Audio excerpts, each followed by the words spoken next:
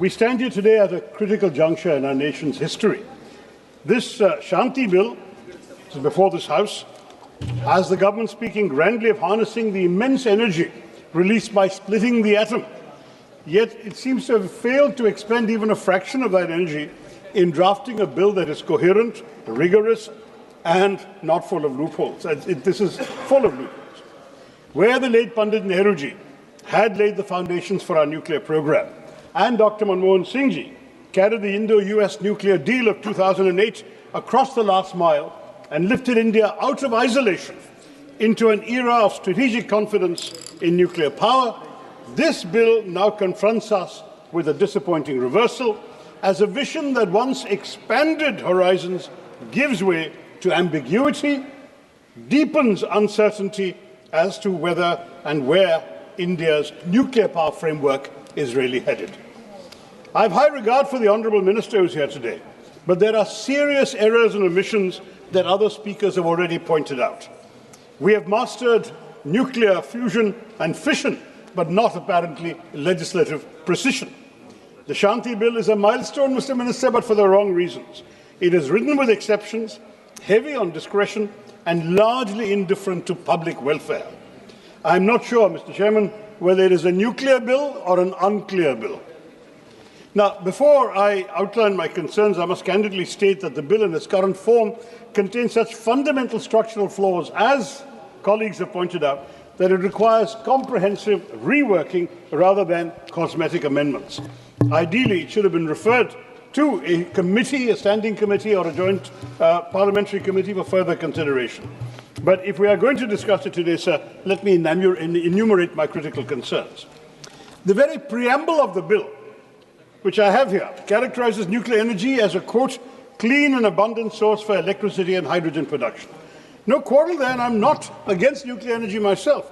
But this language is dangerously misleading because it completely neglects the serious, massive and irreversible risks from radioactive leaks, long-lived nuclear waste that remains hazardous for millennia, and, of course, the potential for catastrophic accidents. Moreover, India's usable uranium reserves are finite. While we do possess significant thorium-232, including in my own state of Kerala, and those are significant reserves, and we should work on them, nonetheless, thorium-based reactors remain decades away from significant deployment. The full life cycle of nuclear fuel, from mining to waste disposal, is neither clean nor sustainable. We must be honest with the people of India about what we are asking them to accept. Now, sir, Section 3(1)(c) and E provide that any other company or any person explicitly permitted by the central government is eligible to apply for a license to set up and run nuclear facilities. This effectively amounts to a blanket opening up of the entire nuclear energy sector, from mining to waste management, and this will open it up to a wide range of private actors with indeterminable and indeterminate qualifications. More troubling still, the bill allows for a single composite license for multiple activities across the nuclear fuel cycle. This means one entity could control mining, fuel fabrication, reactor operation, and waste handling. Such concentration of control in any single operator or corporate group heightens systemic risk exponentially rather than containing that risk. When profit becomes the primary motive across the entire chain, safety checks could be compromised at every stage. Such blanket opening up is potentially dangerous, and giving operational control of fissile and other highly radioactive substances to private entities driven by quarterly earnings reports and the bottom line of profit, I'm afraid significantly increases the possibility of nuclear incidents and accidents. The core of the liability reform caps total nuclear incident liability at 300 million special drawing rights, which is approximately today $460 million or 3,900 crores. Let this sink in, honourable members. This cap has not changed in 15 years, despite inflation, despite Fukushima, despite everything we've learned. For context, the Fukushima disaster cleanup costs have already exceeded $182 billion. Okay? That's several hundred times the cap proposed in this bill today in 2021. Chernobyl's total economic impact exceeded $700 billion. Yet we propose to cap liability at less than $500 million. This is grossly inadequate when measured against the potential long-term health, livelihood and environmental costs of any serious accident. This is not a safety net, Mr. Minister. It is a trapdoor through which victims could fall into decades of legal battles and inadequate compensation. The bill also removes the earlier provisions where the operator had the right to recover compensation from equipment suppliers. This means that even if an accident occurs due to faulty design, substandard parts, or negligent manufacturing by a supplier, that supplier walks away while Indian taxpayers have to bear the entire cost. This might, in cases of serious accidents, strain our economy significantly. We are effectively subsidizing the risk for private international corporations while they retain all their profits. The state underwrites catastrophic risk, Mr. Chairman, while private operators maximize returns. What kind of law is this? Chapter 3, Section 14(1)(a) makes the central government liable where the liability exceeds the amount of liability of an operator. In effect, public funds, our money, taxpayers' money, will compensate for all the damages caused by private facilities. This provision does nothing but further dilute corporate accountability for systemic failures. And Section 42 overrides the Occupational Safety, Health and Working Conditions Code for nuclear facilities. So nuclear workers are removed from our country's general labour safety framework. Is this fair, Mr. Minister? The bill imposes a 3-year period for filing compensation applications, with extension of the right to claim set for 10 years for property damage, 20 years for personal injury. Now, given the long latency periods of radiation-related diseases, cancers can appear 20, 30 years after exposure, and intergenerational genetic impacts, these limitation periods are, frankly, shamefully restrictive. They will exclude many genuine victims who develop serious health impacts only after years of exposure. Children exposed to radiation who develop leukemia at the age of 25 will find they have no legal recourse. This is not justice, Mr. Chairman. This is a statute of limitations designed to limit liability, not to compensate victims.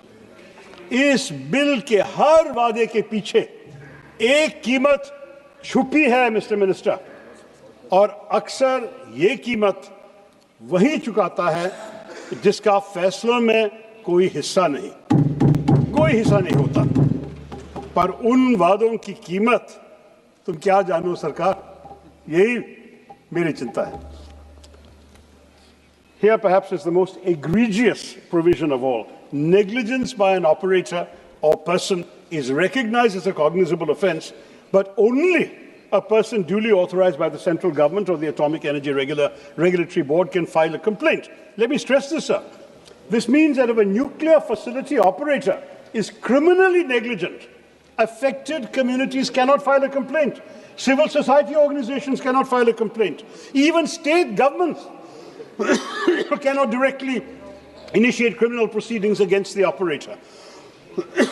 This effectively excludes those most affected from seeking justice and concentrates gatekeeping power with the very institutions that have failed in prior oversight. By limiting judicial recourse and routing both civil and criminal actions. No, sir, I'm barely halfway through. You have taken 10 minutes. No, sir, I have been given enough time. You give me 5 minutes more. And criminal actions through central authorities, the bill restricts victims' access to ordinary courts and their fundamental right to seek effective remedies. For an ultra-hazardous activity that can devastate entire regions, such procedural barriers perpetuate a culture of impunity. Then Chapter 4, sir, on the Atomic Energy Regulatory Board, essentially retains a regulator controlled by the central government, the same government aggressively promoting nuclear expansion, and its agencies, rather than creating a truly independent, multi-stakeholder authority that will be insulated from political and corporate influence. Sir, I can go ideally into clause-by-clause detail, but since you've already told me my time is running out, let me just sum up very simply. The entire regulatory arrangement is an inside job with little or no room for Indian civil society or even meaningful parliamentary oversight. Instead of clearing the fog around nuclear regulation, this arrangement thickens the fog. So Chapter 6, Section 44, grants perhaps the most dangerous power in the entire bill, as it highlights the excessive executive discretion and exemptions of this bill. It allows the central government to exempt any plant from the requirements of license or liability if, quote, the risk involved is insignificant, unquote. The term insignificant risk is not defined anywhere. It's left entirely to the executive. This provision essentially negates the entire framework of the bill, sir. It creates a backdoor through which any facility can escape oversight if the government deems it convenient. Your point is sir, give me 3 minutes. This kind of broad subjective exemption power undermines the very safeguards the legislation claims to establish. It will provide laxity in due diligence in a hugely critical sector. And private players will lobby for exemptions to engage in profiteering at the expense of public safety. We cannot justify this under any democratic framework. Multiple sections are granting sweeping powers on vague grounds. The bill lacks enforceable public participation mechanisms, no mandatory public hearings before licensing, no environmental impact assessment disclosure periods, no community consent mechanisms, no regular public reporting of safety inspections or radiation monitoring, no mandatory tabling in Parliament. Kunalji, you have given 7 names. Sir, from your party, you have given 7 names. That's why I am requesting. Sir, I'll conclude in 2.5-3 minutes. Sir, मैं जो detail बोल रहा हूँ sir सब कुछ जानना चाहिए ये तो रिकॉर्ड में आना चाहिए sir But 7 and finally sir, no mandatory tabling in Parliament of incident reports, internal or independent inquiry findings and periodic safety reviews. In other words, you're excluding the very people whose lives and livelihoods are at stake.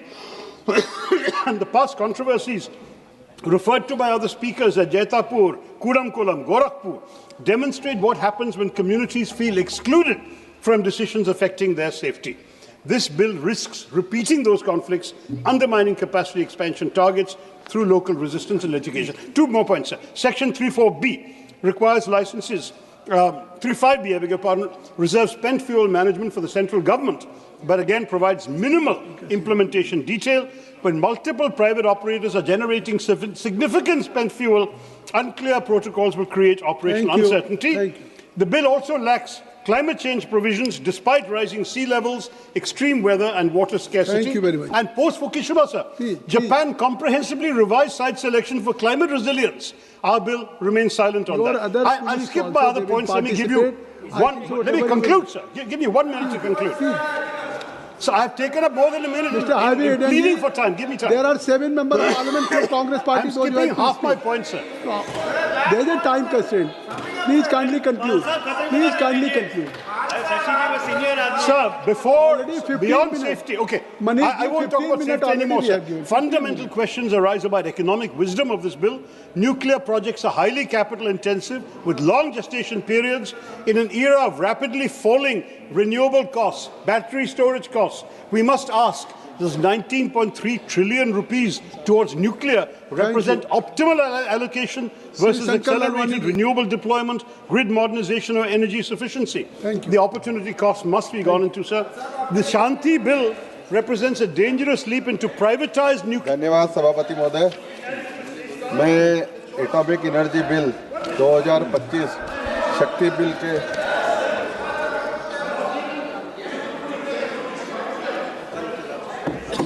We cannot allow the pursuit of capital to override the non-negotiable requirements of public safety, environmental protection and victim justice.